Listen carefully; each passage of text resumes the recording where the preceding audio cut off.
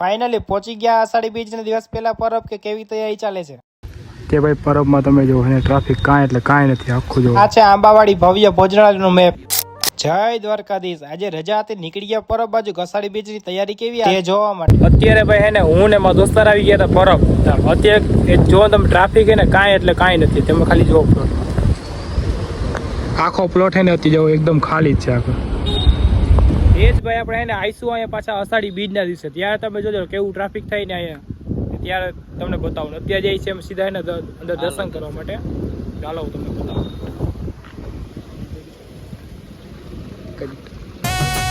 એવી લખ લખ રે વધાયું અષાઢી બીજની, ઓલા પ્રેમીઓને વધાયું પ્રેમ બીજની. અત્યારે ભાઈ હે ને અમે એકદમ પરબધામ મંદિરની હે ને સામે ઉભા હે ને અત્યારે અમે જઈએ છીએ અંદર દર્શન કરવા. તો હાલો પેલા દર્શન કરી લઈને પછી ટૂંકમાં પરબધામમાં આજુબાજુની બધી જગ્યા છે ક્યાં ક્યાં શું કે બીજની તૈયારી બધું થાય ત્યાં આપણે બધે રખડીશું. હાલો આ જોવો તમે ત્યાં મંદિરનો નજારો. કે ભાઈ પરબમાં તમે જો અને ટ્રાફિક કાંઈ એટલે કાંઈ નથી આખું જો. જ્યારે તમે નજર જાય ને અષાઢી બીજની તૈયારી ફૂલે ફૂલ થઈ ગઈ પણ પબ્લિક અત્યારે એવું બધું કાંઈ દેખાતું નથી. આમ જોવો ને તો ખાલી પ્લોટ એકદમ આખા પડ્યા. ને હા, ત્યાંથી જ તમે થોડેક આગળ આલો એટલે કે આ ક્ષીર સાગર એટલે કે નાનું એવું તળાવ દેખાય છે, બહુ જ મસ્ત દેખાય. ને હા, તમે પણ કરી લ્યો દર્શન ને કમેન્ટમાં લખતા જાવ સત દેવીદાસ સમર દેવીદાસ. ને હા, ત્યાંથી થોડેક આગળ આવો એટલે આ ધર્મનો વિજય સ્તંભ આવેલો, તે પણ બહુ મસ્ત છે.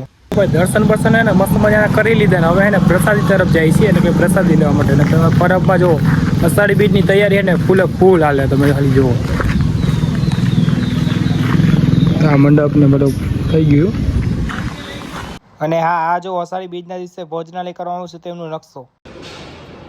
પછી શું મેન માં દોસ્તા લઈ લીધી ત્યાંની પરબની પ્રસાદી. અને હા, જમીને તમારે તમારો થાળી વાટકો હાથે જ વિસરવો પડે છે. પછી અમે પણ થાળી વાટકો વિસીને વયા ગયા અંદર. કે ભાઈ હે ને મારી પ્રસાદી લઈ લીધી છે. અત્યારે અમે ને સીધા મેળા બાજુ જઈ છે. હું તૈયારી થઈ જોઈ આવીએ મેળામાં જરી પાટો મારતા આવીએ. તો હાલો બાકી તમને દેખાડું. ચાલે તું. અને હા, અષાઢી બીજના દિવસે અહીં જ ભવ્ય ભોજનાલય થવાનું છે. અને હા, ત્યાંથી જ અમે નીકળી ગયા બહાર અને સામે એવું મંદિરનો મસ્ત મજાનો નજારો.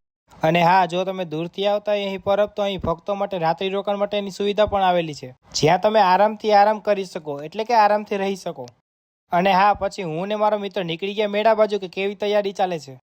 અને હા, અહીં આવતા જોયું કે ચકડોળનું કામ તો ધીમે ધીમે ચાલુ જ છે. અને હા, સાંભળવામાં આવ્યું છે કે આ વખતે પરબમાં જલપરી આવવાની છે. કઈ વાંધો નહીં, બસ આપણે તો મોજ કરવાની છે ને પરબનું મેળાનું કામ ધીમે ધીમે ચાલુ જ છે. અને હા, આ વિડીયો જો મેકું છું તો અષાઢી બીજના દિવસના પહેલાનો છે.